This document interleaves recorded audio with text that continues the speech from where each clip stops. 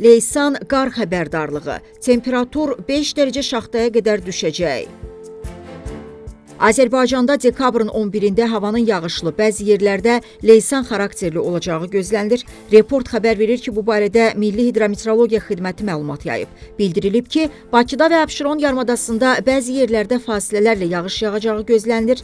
Gecə leysan xarakterli olacağı ehtimalı var, şimal-qərb küləyi əsəcək. Havanın temperaturu gecə 6-9, gündüz 10-12 dərəcə isti olacaq. Azərbaycanın rayonlarında havanın bəzi yerlərdə arabir yağıntılı olacağı, dağlıq ərazilərdə qar yağacağı gözlənilir. Ayrı-ayrı yerlərdə yağıntının leysan xarakterli olacağı ehtimalı var. Gündüz əksər rayonlarda havanın əsasən yağmursuz keçəcəyi, bəzi yerlərdə arabir duman olacağı bildirilir. Qərb küləyi əsəcək. Havanın temperaturu gecə 3-7, gündüz 9-14 dərəcə isti, dağlarda gecə 0-5 dərəcə şaxta, gündüz 4-8 dərəcə isti olacaq.